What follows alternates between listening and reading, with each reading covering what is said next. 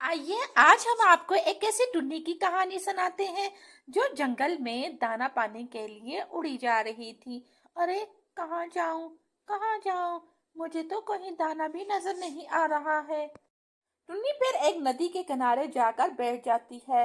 वहां कुछ सोचने लगती है। इतने में नदी से आवाज आती है, अरे आप क्यों परेशान होती हो? जंगल के एक नुक्कड़ पे तुम्हारे लिए एक चूड़ी का बहुत बड़ा पेड़ है। तुम उस पेड़ से चूड़ियां उतार कर अपनी जिंदगी अच्छी और खुशहाल गुजार सकती हो। क्या? क्या? ये कौन है?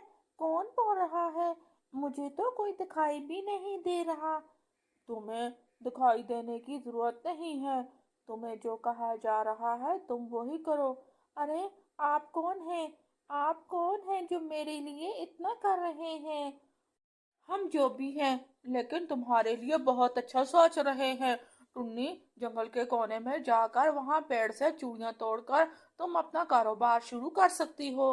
अरे, अरे, एक बार मैं आपको देखना चाहती हूँ। आप हमें नहीं देख सकती हैं। हम एक जल परी हैं, लेकिन हम आपको अच्छे से देख सकते हैं। तुम यहाँ से अभी चली जाओ। टुन्नी फिर वो नदी से उठकर और जंगल के पेड़ के पास पहुंच जाती है।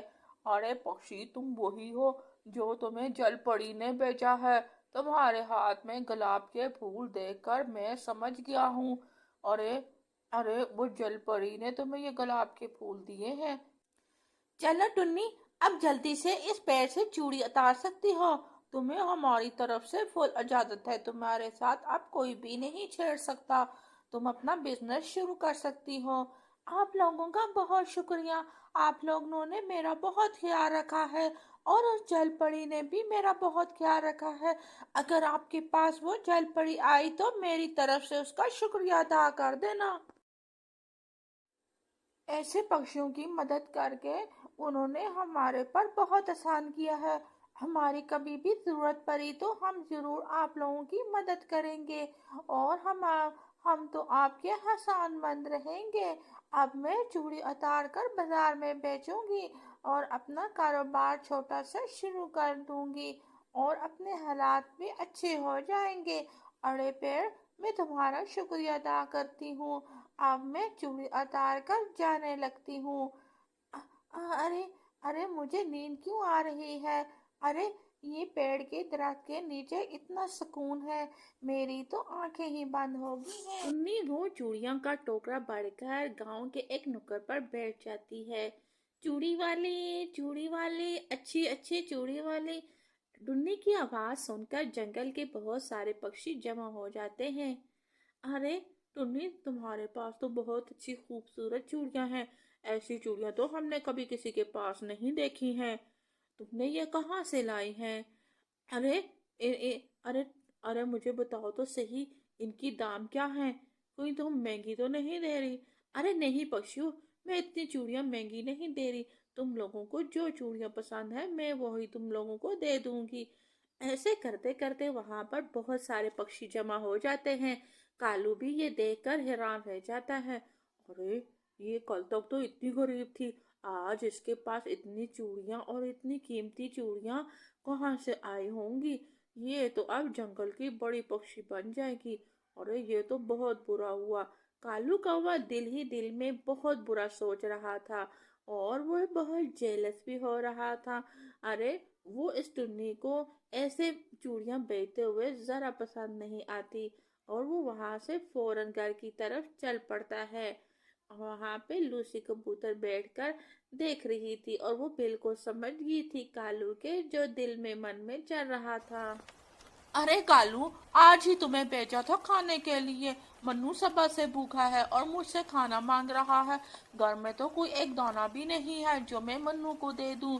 और तुम तो खाली हाथ वापस आ गए। माना कि बारिश हो रही थी, लेकिन इतनी बारिश भी नहीं थी। तू इतनी जल्दी वापस घर आ गया। अरे आज ही घर से निकले थे।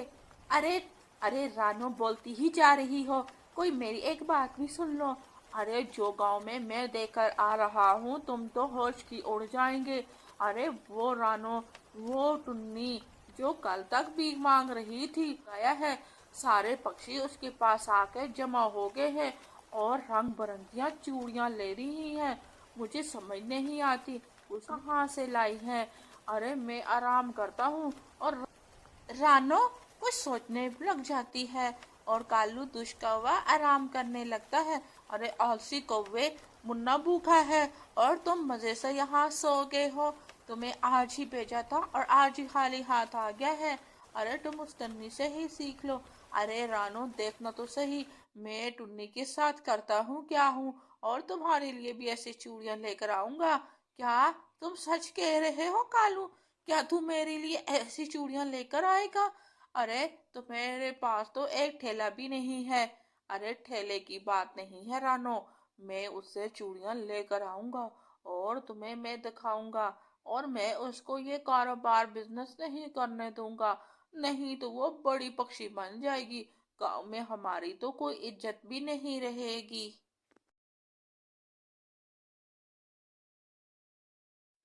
अगली सुबह टुन्नी अपनी चूड़ियां लेने के लिए उस जंगल की तरफ उड़ जाती है। और जैसे ही टुन्नी उड़ती है, कालू दुष्ट कौवा भी उसे उड़ता हुआ देखता है और उसका पीछा करने लग जाता है। टुन्नी जंगल के उस चूड़ी वाले पेड़ के पास पहुंच जाती है और दुष्ट कौवा भी उसे देख ही लेता है। अरे ये चूड़ियां आज तो बहुत प्यारी लग रही हैं। मुझे लगता है ये वाली सुंदर चूड़ियां हैं, ये उतार कर लेके जानी चाहिए मुझे।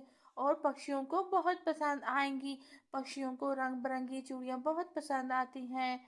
टुन्नी ये चूड़ियां थोड़ी सी उतार कर तो ले जाती है। दुष्ट कौवा आता है और वहां उस पेड़ को बोलते हुए सुनता है। अरे कालू दुष्ट कौवे, तुम्हारे पास गुलाब का फूल नहीं है और तुम यहाँ कैसे आए हो? तुम इस पेड़ से एक चूड़ी भी नहीं उतार सकते। अरे तुम कौन होते हो मुझे रोकने वाले? मैं तो तुम्हारी सारी चूड़ियां उतार कर नीचे तोड़ कर जाऊंगा। कालू दुष्ट कौवा जिद में आ जाता है और पेड़ की सारी चूड़ियां तोड़ने लग जाता है। उसने एक लंबा सा डंडा पकड़कर सारी चूड़ियां तोड़ने लगता है। कालू दुष्ट कौवे, ऐसे मत कर, यह बहुत बुरा काम है, तुम्हारे साथ बहुत बुरा हो जाएगा। ये जल पड़ी के पेड़ है।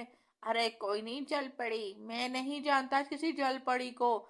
चूड़ियां तो मैंने सारी तोड़ दी हैं, अगर और कहते हो तो और भी तोड़ दूंगा और अपनी जल पड़ी को भी बता देना। एक पक्षी आया था जिसने सारी चूड़ियां तोड़ दी। ये कहकर कालू दुष्ट कौवा वहां से उड़ जाता है।